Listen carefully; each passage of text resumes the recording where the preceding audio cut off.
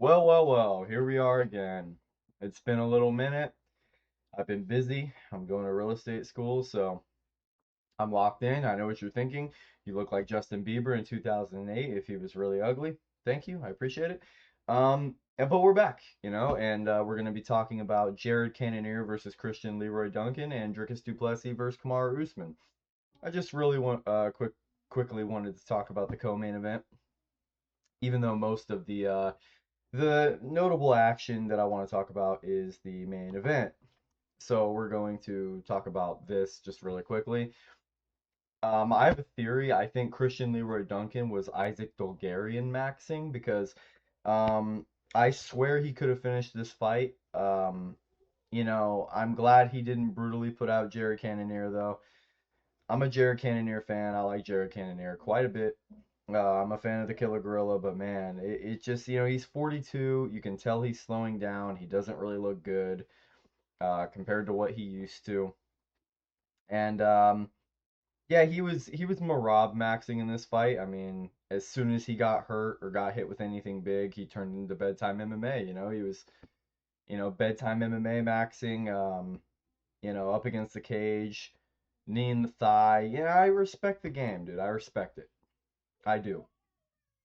But he was really kind of stalling out certain points of the fight, and I ain't hating on him for it. It is what it is. Sometimes you got to do what you got to do when you get hurt. But yeah, Christian Leroy Duncan, dude, he was styling on him. He has a really nice style. He moves like a lightweight or a welterweight. Super light on his feet. Throws a lot of nasty shit. A lot of spinning elbows, flying knees. Um, Wheel kicks, spinning back kicks to the body. I mean, he throws a lot of really cool shit. He's super entertaining. And it looks like that takedown defense has gotten better because even when he did get taken down in this fight, I mean, he was popping right back up. He wasn't sustaining any sort of real damage. And he looks like he's getting better, and he's now in the top 10 at middleweight.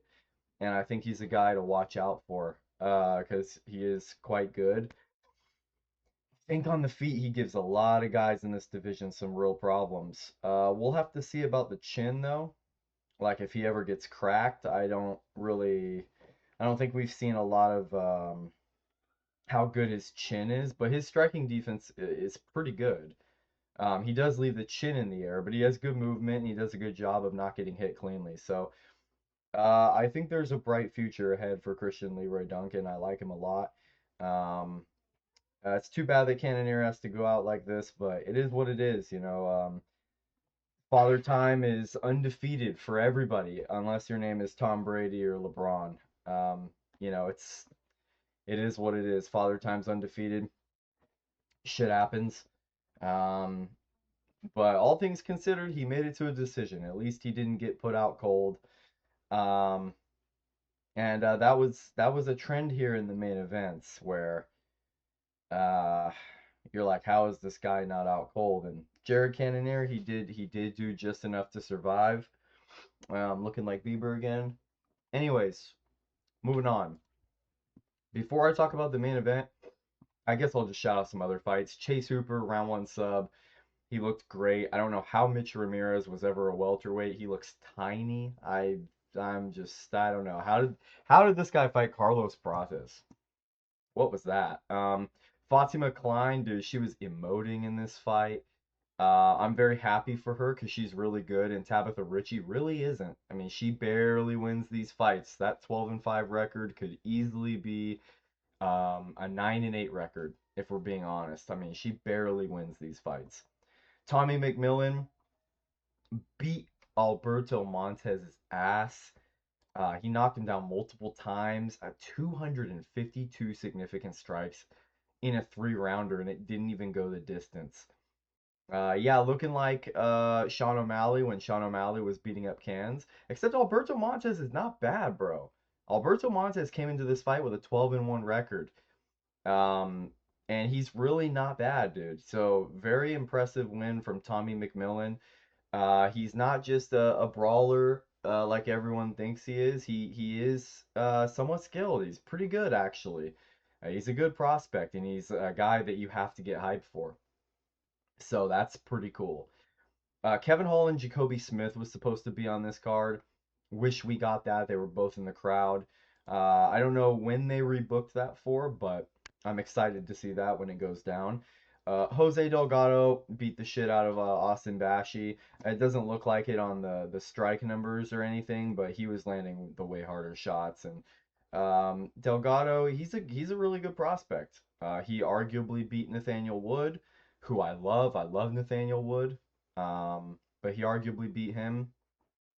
Jean Paul, I can never JPL. We're just calling him JPL.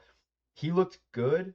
I saw either Bedtime or Lucas Tracy joking about how he how he fights like a guy in the GSP era of welterweight, like a GSP title defense, which is pretty funny. But he is good, and he almost had that guillotine against Seok Ko. Um, he looked good in the fight. I mean, I'll pull up the stats here. He was down on the significant strikes overall, but he's getting his takedowns, a couple sub attempts. I mean, he was doing his thing, dude. He was doing his thing. Probably, kind of barely won, but I mean, it was a win regardless. Yeah, Levi Rodriguez Jr. versus Felipe Franco. Hey, my boy Felipe Franco, 0-2 in the UFC, lost to Mario Pinto in his last fight. Looked capable though against Mario Pinto. Um, I'm sweating all over my mouse. I'm like looking at my mouse right now. It's just like covered in sweat. It's actually disgusting. Um, I'm a filthy hot pig. But anyways, yeah. No MMA guru. But yeah, Felipe Franco, TKO's Levi Rodriguez Jr. This guy was talking about he's going to be a three-division champ. And he was protesting the stoppage. It really wasn't a bad stoppage. Yeah, yeah, buddy, hang it up. Hang it up. I mean, I respect the confidence, dude. You have to have that type of confidence in this sport, but three-division champ is crazy. Um, Ezra Elliott and Damian Anderson, I won't lie, I was busy and I had to miss all of these fights. So that's the second card in a row I've done that. I normally never miss fights, but life has been real busy, y'all. I'm not lying about that. Um, Dion Barbosa was supposed to fight my girl. Oh, Veronica Hardy. We love Veronica Hardy. Shouts out to Dan Hardy, dude. You're a fucking G. This would have been a nice fight too, Tavares and Barriol, but got canceled. So, but yeah, overall, like a lot of good results on the card, a lot of good fights. But we're gonna talk about this main event. Main event: Kamaru Usman versus Dricus Du Plessis. This went about how I imagined. Um, Kamaru Usman officially did not get a takedown. He really did though. It was one of the later rounds. I think it was round like four, maybe five. At some point in like the later part of the fight, I could have sworn it was later. He had gotten a takedown kind of, but Du Plessis immediately got up. And you can tell that the hips from Du Plessis is a lot better. He immediately goes to stuff the head. I don't know if you guys noticed that, but he immediately tries to stuff, like bridge the forehead and push off the head, um, which is a very good strategy. There was one point where Kamaru Usman grabbed a leg and tried to get a single leg, uh, and Du Plessis spun right out of it. And pretty much evaded danger entirely despite being backed up against the cage. Um, but yeah, I mean, Du Plessis came in with a perfect game plan. Um, he obviously drilled those knees all camp. Um, he basically discouraged Kamaru Usman from ever shooting a takedown. It says that Usman shot 7 takedowns. I don't know if he really shot 7. He might have shot like 5. They have a tendency to kind of count like feints. Like against Piotr Yan, they said that Marab shot like it was like 5 takedowns that they said that he shot in like the first round. He shot like 1, maybe 2. I mean, they have a tendency to not know how to count strikes and takedowns very well. But um, you know, Usman did not he could not implement his grappling because Dricus du Plessis had the perfect game plan. Throwing the uppercuts, showing him shit up the middle. Throwing there was one point where Usman dipped his head down to kind of like feint a takedown, and du Plessis either jabbed or threw a cross. He threw a straight punch and he hit him with it like right in the forehead. And there were multiple times where Usman shot in or dipped his head, which he's always had a bad tendency to do, and du Plessis just blasted a knee up the middle. Um, and it works, man. It works. du Plessis, those knees up the middle are nasty. Everything DDP throws is just gross. I mean, it's all clobbering time, powerful shots. I mean, he's like, Bruno Ferreira's nickname is the Hulk. Um, I mean, I don't know. I think DDP's nickname should be the Hulk because everything he throws is meant to be clobbering time. It's all meant to knock you out. It's all meant to damage you. Round one, I guess I'll go round by round. Round one, DDP, they started off slow for like the first half of the round, but DDP wobbled him with this hook right behind the ear. It was like uh, a jab hook, and he hit him right behind the ear, and Usman was doing the chicken dance. A gust of wind, and he does the chicken dance. He did the chicken dance, and man, he was changing physics in this fight. Them knees were hitting angles I didn't even know it was possible for knees to do. It was impressive work, but yeah, du Plessis cracked him in round one. I damn near thought he was gonna put him away because that was the first shot that really landed clean and it wobbled him. And I immediately knew, like, damn, DDP's got a huge power advantage on this guy. And throughout the rest of round one, he clearly won the round. He was cracking him with big shots all the way up until the finish of round one. Round two, round two was a 10-8 round. I don't know how no judge scored it a 10-8 round. I don't think a single one did. I thought it was a 10-8 round. Usman did absolutely nothing in this round. du Plessis was hitting him with head kicks that Usman would partially get the guard up, but it would go right through the guard, wobbling him badly. Um, the question mark kick of Dricus du Plessis is nasty. The body kicks of Dricus du Plessis are nasty. They have this beautiful like thud and smack sound together, and you just know those things hurt. Like there was one in like the fourth or fifth round where Usman got hit with this body kick, and he was against the cage a little bit, and he like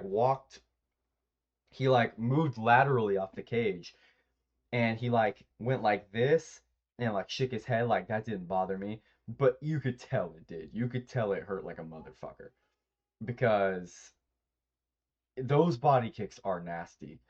And du Plessis was landing those at will, especially in round two. I mean, he just wobbled him all over in round two. I mean, at least like two or three different times he had him on the wobblestone cobblestone knees. He had him doing the wobblestone dance. I think Usman invented his own dance move out there a couple different times. I've never seen anything like it. He was hitting the wobblestone dance. I want to see Lucas Tracy make a song and a dance based off of Kamaru Usman's wobblestone movements in round two. I really want to see it. Um, but that being said, yeah, I mean, 10-8 round, Usman did really nothing in this round. Landed a couple jabs here and there. Like Usman's jabs looked really good at certain points of the fight. Um, but as you can see just by the stats, he wasn't landing efficiently. And everything he throws is very looping. It's really not very technical. Like everyone gives DDP shit for being sloppy and kind of goofy. But DDP is way, way more technical than people give him credit for. And I've been saying that for a long time. I've been saying that since the before the Robert Whitaker fight. I've been saying that since the Till fight. Yes, he's goofy. Yes, he does shit really weird. He does the Captain Underpants blitz. You know, he's jumping off his fucking feet to hit you, and every fucking punch is to knock your head off. But this really was Still Knox 2.0, where he came in there and he was so much more patient. um, Before in his UFC career, when he would hurt a guy, oh, he's doing the fucking tard charge. He's hitting the tard charge and trying to knock you out. But he did not do that in this fight. He rocked Usman 5 or 6 times at least, had him fucking doing the Irish jig, and he did not rush anything. He kept his composure, was very patient. And I mean, round three, I guess I'll keep going with the rounds. Round three, it was a closer round. Like Usman was having more success, but at the end of the day, DDP was landing the harder shots in round three. The power discrepancy was very obvious in this fight. He was winning round three based on just landing the harder shots, and I think he won that round. Round four, Kamaru Usman had a pretty good start to that round. But then halfway through the round, DDP lands a head kick again and rocks him so badly. I have no idea how Kamaru Usman survived a lot of these strikes. I have no idea. His chin needs to be studied. His chin needs to be studied. I know his dad's a pharmacist, and I'm not saying he was made in a lab, but if he was, this is what I would expect out of a guy that was made in a lab, okay? His head, that fucking Malteser head, that fucking Malteser head, that shit is impressive, dude. He was eating shit. Not eating shit. He was eating shots that I just would never expect any human being to be able to take. Especially not from a guy like DDP who hits fucking hard. That guy hits like a truck. I mean, ask Robert Whitaker, ask Strickland, ask Izzy. I mean, that guy hits like a fucking truck. Um, and yeah, I mean, Usman was eating that shit. But DDP won round four, and then round five. People were saying Usman won round five. I disagree. A lot of those shots at the end, like the last 30, 45 seconds, they didn't land. A lot of them didn't land, landed on the guard and didn't really have any impact through the guard.